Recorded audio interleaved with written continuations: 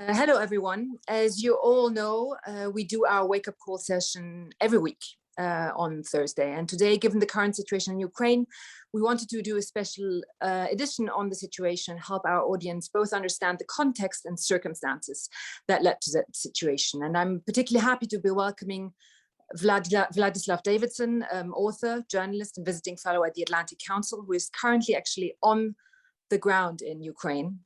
So Vladislav, thank you very much for joining us. Thank you for having me. I'm really happy. I'm a big fan of your work, Simone. Vladislav, first, let me tell you that we are obviously all thinking of you, and I, for myself, haven't got a minute of sleep last night. And really at AJC, we stand and will continue to stand by the side of the Ukrainian people. But you are actually, as I just mentioned, you are on the ground. So please, could you help us understand how we got to that situation, and also maybe what the situation currently is like on the ground? Well, look, there's a fog of war. I don't have the exact information about every city, and I'm reliant on people who I'm texting with. I'm reliant on intelligence sources. I'm reliant on a lot of Ukrainian TV and also on Twitter and the Telegram channels everyone watches. A lot of information now is on Telegram channels. I also want to say that I'm surprised that I still have internet. All my contingency planning over the last 2 weeks assumed that there'd be no internet. The fact that he did not take down the internet, by him I mean President Vladimir Putin, this is basically runs counter to everything that I expected. It means he wants the world to see what's going on. He does not care. He does not care about sanctions. He does not care about having a blackout, that he can do whatever he wants. It's horrific. How did we get here? You know, there are different answers to that. Perhaps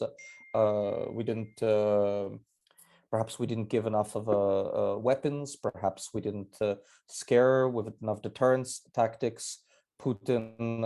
Perhaps we should not have pulled out the NATO positions. I mean, the trainers, the British trainers, the French trainers. I'm not sure if the French trainers left, but the American trainers, the NATO military guys, they certainly left. Perhaps we should have, as a well-known political commentator friend of mine last night said, we should have had Kamala Harris as a human hostage in Kiev and going around Ukraine, cutting ribbons and opening schools and you know, working in bake-offs and attending meetings. Just have her as a human shield in the country for 6 months. In fact, that was the function of the Polish and Lithuanian presidents who were in town in Kiev yesterday. It was obvious during their press conference that they were there as human shields, that you cannot bomb Kiev while the Polish and Lithuanian president are in town. That's what happened. How did we get here? We got here by not standing up to Russian President Putin, by him going more and more paranoid, more and more crazy. He's about to hit 70 years old. Is he facing death and he's paranoid? Is he just reacting to being ever more distant from people because of COVID regulations that he himself put in? Some of my colleagues think that. I'm not a psychiatrist. I'm not a psychologist. I'm not inside his head. I do think he's thoroughly screwed up. I do think he has tremendous complexes, and this is deeply psychological, psychometric. This is about his deep psychosis about Ukraine. He gambled everything, and he'll either win on destroying the Ukrainian political order and the liberal world order, or he'll lose everything. And that's not a rational gamble to make for me. Now, I know you also follow international affairs, including in France, and there have been numerous voices. You know, we're in the middle of a presidential campaign. There have been numerous voices here, both commentators, presidential candidates, who have argued that it was the US position, the possible NATO enlargement, that basically has led to Putin feeling threatened. What do you think of that? I think it's at best well-intentioned nonsense. Basically, Ukraine was a neutral country under Yanukovych. There was a solid majority of Ukrainian citizens, like 60-65%, till 2000, majority of Ukrainian citizens who did not want to join NATO or looked at NATO very negatively. I believe 2012 it was like 12%, 15% of Ukrainian population wanted to join NATO. It was not something the population wanted, and now a solid majority of Ukrainians, south, east, west, north, industrial, rural, Ukrainian-speaking, Russian-speaking, solid majority in this country right now, where I'm sitting, wants to be part of NATO. So the argument that this was about NATO expansion, this is not correct. I'm sorry. It's just this is about the Ukrainians wanting to leave the post-colonial orbit of Russia. This is about the Ukrainians wanting their own identity. This is about the Ukrainians striving towards the future, wanting to be a normal country, wanting to be a European country, wanting to be a self-sufficient, liberal, democratic economy, wanting to break historical links with Putin. And like an abusive former husband or boyfriend, he could not tolerate this.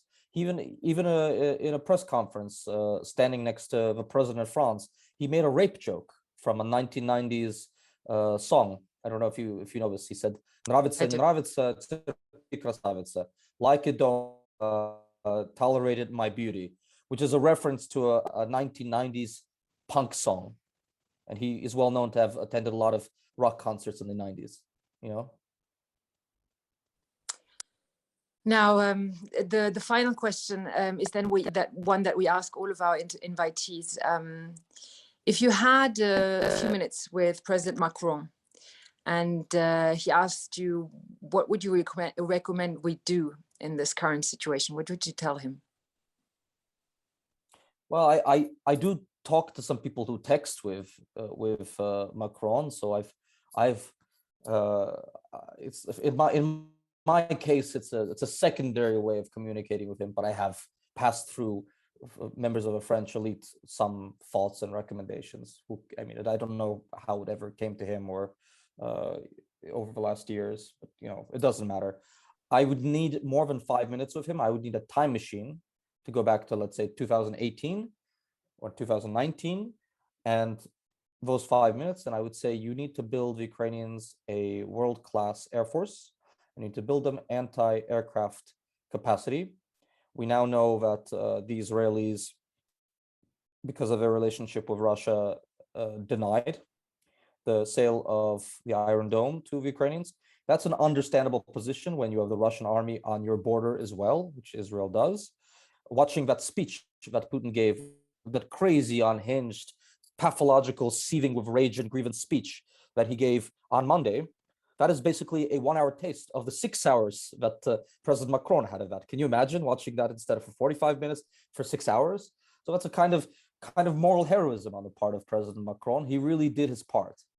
But the deterrence strategy from Washington and from Europe, what they agreed on as a deterrence strategy just wasn't enough. It did not work. Perhaps there was nothing that we could do with a paranoid, psychotic sociopath who was willing to gamble everything on destroying this irritant in his side. But certainly our deterrence did not work. And I wouldn't just need those 5 minutes now. I would need 5 minutes and a time machine. As far as I know, time machines have not yet been invented. Unfortunately, not yet.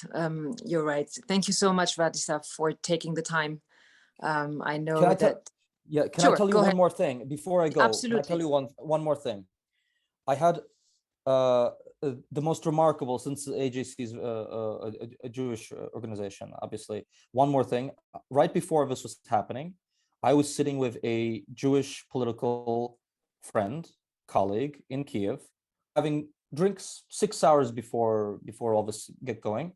And he told me something really remarkable. He's a Jew from Donetsk who moved to Kiev in 2014, a Ukrainian nationalist. And he said something. He said something tangentially about the ultra-right wingers and Azov. I said, that doesn't concern you? He said, no, they're our ultra-right wingers. They're our guys. They're fighting for our side. But he said to me something very interesting. He says, I am the third generation when I'm taking my children to Lviv tomorrow in my family, and who are internally displaced people or refugees, Ukrainian Jewish refugees, the third generation in a row. He's from Donetsk, and he told me that he texts with his two grandmothers, one an ethnic Russian, the other one Jewish. And he told me that his Russian grandmother, 85 years old, was continuously texting him how anxious she was, and she was watching television continuously and comparing the Russian television that she was watching with news that on an iPad that he had bought her, where she was watching the Ukrainian news, and she was comparing it.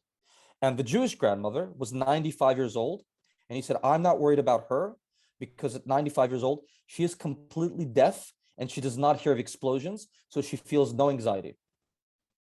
This is what my Jewish refugee friend, a Donetsk Jew, who is an IDP inside the country, living in Kiev, told me yesterday, right before he went home to drive his kids to Lviv for the second time in 8 years, displacing his little children. And he said, my grandparents died in the Holocaust of bullets. My parents moved to Israel and moved back. I had to leave Donetsk, and now my kids are going to have to leave Kiev for Lviv. So this is a refugee, an IDP, a family, 4 generations of trauma. I just wanted to leave it with that. Thank you so much for sharing this,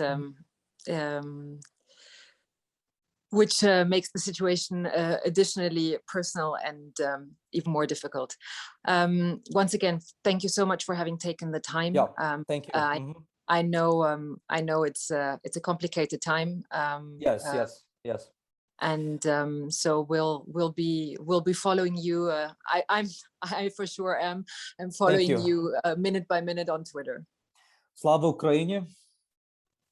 Героям слава. Bye bye.